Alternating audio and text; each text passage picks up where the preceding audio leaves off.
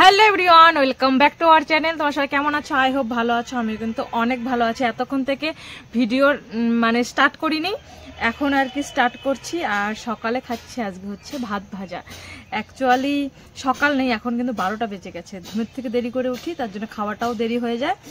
আর আমার ভাত ভাজা খেতে না ভীষণ ভালো লাগে। ভাত ভাজা খেতে কিছুই লাগে না, শুধু এমনিতেই খাওয়া যায়। সঙ্গে আছে বেগুন ভাজা। আমার বেগুন ভাজা না ততটুকুন ফেভারিট না, কেন জানি না, ভালো লাগে, তার জন্য 2টো বেগুন ভাজা নিয়েছি।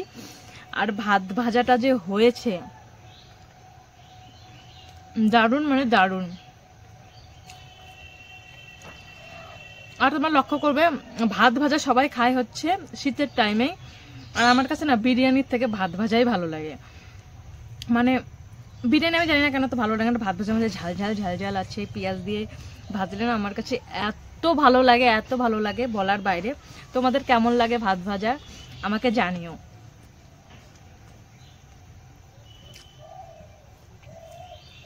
দারুণ হয়েছে, এখনই ভাজলাম। আমি আর তোমার দাদাভাই খাবো। বাবা মা চা খেয়েছে, রুটি খেয়েছে, আমরা আবার খাইনি, আমরা ওগুলো ভালো পাই না। তো আগে তো একদমই রুটি খেতাম না, এখন একটু একটু রুটি খাই, কারণ হেলদি হয়ে যাওয়ার কারণে। এখন তো অনেকটাই শুকিয়ে গেছি, এখন আর টেনশন নেই। 3 বেলায় অল্প অল্প ভাত হলেই আমি একদম খুশি। তো চলো ভাতটা খেয়ে তোমাদের সাথে দেখা হচ্ছে। খাওয়া দাওয়া করে একটু শুয়েছিলাম, ঘুমাইনি। শুয়ে শুয়ে আমি ভিডিও এডিট করি, যেহেতু ঠান্ডা, বসে থাকলে না প্রচন্ডই ঠান্ডা লাগে। আর দেখো আমার অবস্থা, কালকে যে বললাম প্রচন্ড মাথা ঘুরাচ্ছিল, আর আমি মালাও খুলেছি, কানেরও খুলেছি, আর আমাকে দেখতে কতটা বাজে লাগছে। তো কানের মালা এগুলো পরতে হবে, না হলে দেখতে খুবই খারাপ লাগছে আমি জানি। বাট কিছু কিছু টাইমে না সেজে কুজে থাকতে ইচ্ছা করে না, আর ঘরটাও এলোমেলো হয়ে আছে। আমি না কি দিয়ে কি করব না করব কিছুই বুঝে পাই না। সকাল থেকে অনেক কিছুই করলাম, তবু আমার ঘরটার অবস্থা এরকম। আর তোমাদের দাদাভাই এত আউলিয়ে রাখে, কি আর বলবো, বলার কোনো ভাষাই নেই। তো চলো ভিডিওটা দেখতে থাকো, আশা করি তোমাদের অনেক ভালো লাগবে। আমি ঝটপট করে ঘরটা গুছিয়ে নিই। যুবকে ও মহামায়া নামক লাগায় রে, দেখি না ভলে না যায় না প্রত্যেকদিন একই ধরনের কাজ করতে কিন্তু একদম ভালো লাগে না, আবার নোংরা থাকতেও ভালো লাগে না, করতে তো হবেই। তোমরা তো জানোই ঘুমের থেকে আমরা একটু দেরি করে উঠি। তারপরে আমার মাসি শাশুড়ি এসেছিল, আরো 11টার দিকে অনেক গল্প সল্প করার পর দেখি 12টা বেজে গেছে। 12টা বাজা দিন শেষ হয়ে যাওয়া। তারপরে আমি খাওয়া দাওয়া করলাম, ঘরে এসে মেডিসিন খেতে খেতে আমার 12:30। দেন কিছু ভিডিও এডিট করলাম। আমি না আজকে বিছানা ওঠানোরই টাইম পাইনি। করার পরে আমি আর ঘরেই আসিনি, খাওয়া দাওয়া করে ভিডিও এডিট করে ফোনটা একদম ফুল হয়ে গেছিল। একটু পরে পরে ক্লিন এরকম একটা লেখা ওঠে, তার জন্য ফোনের থেকে অনেক ভিডিও অনেক ফটো ডিলিট করলাম, ফোনটা ক্লিন করে। বাজে 2:30টার সময় আমি বিছানা তুলছি। তাহলে ভাবো, অ্যাকচুয়ালি এত ঠান্ডাতে না মনে হয় যে সারাদিন বিছানা থাকলেও কোনো ব্যাপার না। এই আমি বিছানা 2:30টার দিকে গোছালাম, আবার 4টার দিকে আবার এই ব্ল্যাঙ্কেটটা আমি মেলবো। ব্ল্যাঙ্কেট ছাড়া আমি একদম ঘরে থাকতেই পারি না, কারণ আমার প্রচন্ড ঠান্ডা লাগে। আর দেখো তোমাদের দাদাভাই যাবে এখন বাজারে, আর ও এসে কি রকম করে ডিস্টার্ব করছে। যখনই দেখলো ক্যামেরার সামনে এসে পড়েছে, তখনই ক্যামেরাটা বন্ধ করে দিল। ভিডিওর সাথে ওর যে কেন এত আড়ি, আমাকে না ভিডিওই করতে দেয় না। আমি জানি না কেন করতে দেয় না, একদম ডাইরেক্টও বলে না, হয়তো ইনডাইরেক্টলি বলে। কতদিন থেকে বলছি একটা ভিডিও আমার সাথে বানাও, ইনস্টাগ্রামের ভিডিও বানাও। শোনাই, আমার না ব্যাপারটা হজম হচ্ছে না। তুমি কেন বমি করলা?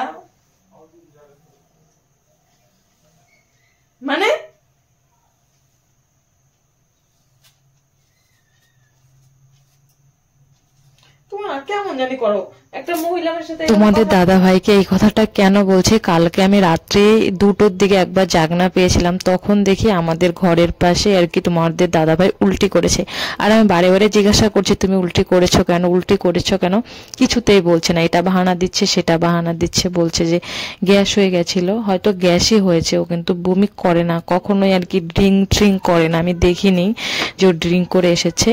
তার জন্যই আর কি আমি বারে বারে জিজ্ঞাসা করেই যাচ্ছিলাম, কেন তুমি উল্টি করেছো। আমাকে বলছে যে গ্যাস হয়েছে, তবু বউ মানুষ যেরকমটা করে আমি ঠিক সেরকমটাই করছিলাম।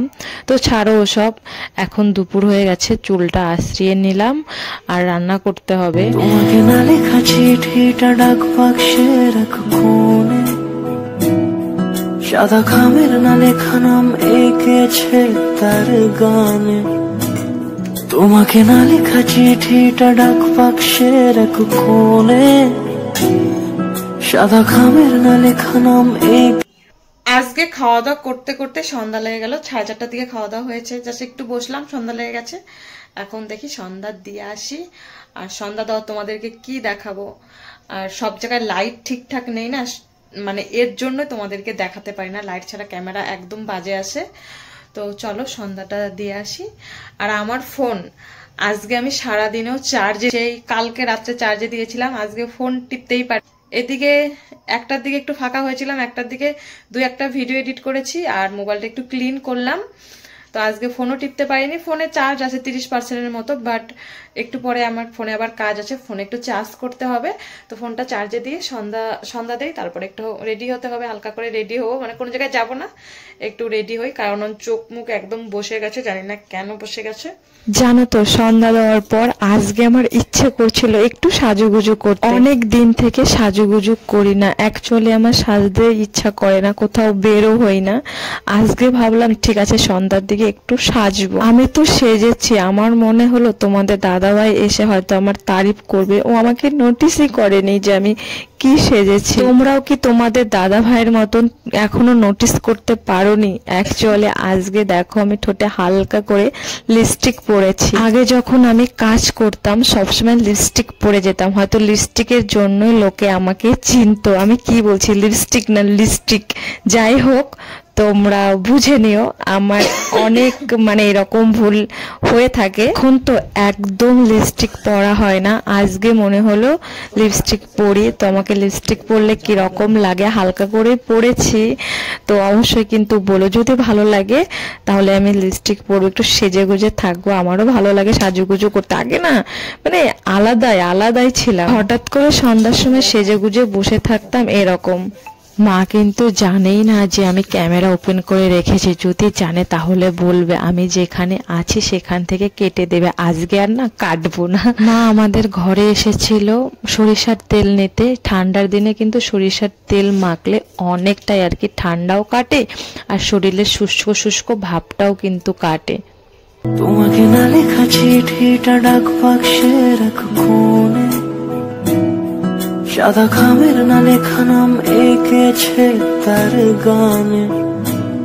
তোমাকে না লেখা চিঠিটা ডাক বাক্সে রাখো কোণে, সাদা খামের না লেখা নাম এঁকেছে তার গানে। সেই চিঠি যত লেখা। আমি কিন্তু রাত্রের জন্য একদম রেডি, মানে হচ্ছে ঠান্ডার পোশাক সব পরে নিয়েছি, মুজো পরে, সোয়েটার পরে, ব্ল্যাঙ্কেটটা গা দিয়ে আমি এখন ভিডিও এডিট করব, এটাই আমার রাত্রের কাজ।